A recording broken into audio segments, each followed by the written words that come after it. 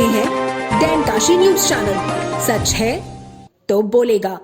उच्च शिक्षा संस्थानों में प्रस्तावित यूजीसी इक्विटी रेगुलेशन बिल 2026 को लेकर छात्रों और शिक्षकों के एक वर्ग में विरोध के स्वर तेज हो गए हैं।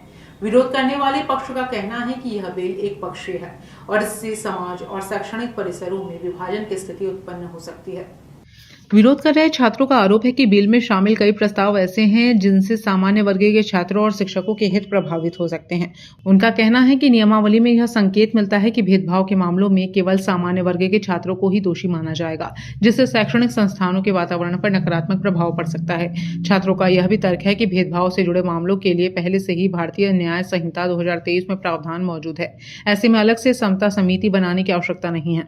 विरोध करने वाले पक्ष का कहना है कि समता समिति में सामान्य वर्ग का प्रतिनिधित्व न होना और झूठी शिकायतों के खिलाफ दंड का प्रावधान न होना एक तरफा कार्रवाई को बढ़ावा दे सकता है।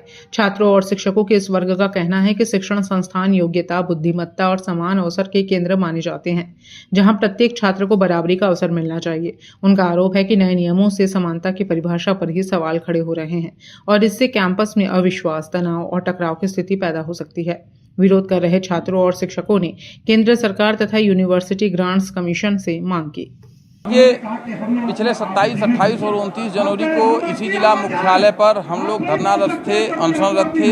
29 जनवरी को हम लोगों के ही PIL पर माननीय सुप्रीम कोर्ट ने इस कानून पर रोक लगाया, लेकिन इसे पूरी तरह रद्द नहीं किया। फिर इसमें अगला तारीख पड़ा 14 फरवरी, जिसमें न तो सरकार ने अपना पक्ष रखा, न तो इस संबंध में हम लोगों को पूर्ण न्याय मिला।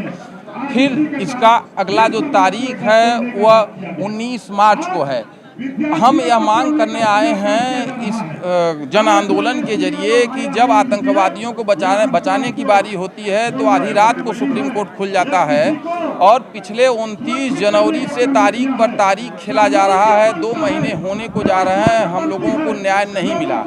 इस काले कानून जिसमें सिर्फ आरोप मात्र से ही सवर्ण छात्र अपराधी हो जाता है और सवर्ण छात्र यदि उत्पीड़ित होता है तो उसके न्याय के लिए इस विधान में कोई विकल्प नहीं है, कोई व्यवस्था नहीं है कि उसको न्याय दिलाया जाए। वह कहाँ जाएगा?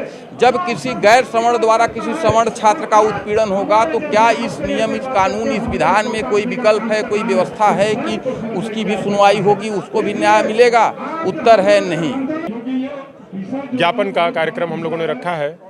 प्रधानमंत्री महोदय के नाम, जिलाधिकारी महोदय के माध्यम से हम लोग आज यहाँ ज्ञापन देने के लिए आए हुए हैं। यूजीसी एक्ट जो बना हुआ है, जिस पर माननीय सुप्रीम कोर्ट ने स्टे लगाया है, अब हम लोग चाहते हैं कि इसको पूरी तरह से इसको रद्द कर दिया जाए। अब ये काला कानून हम लोग को नहीं चाहिए।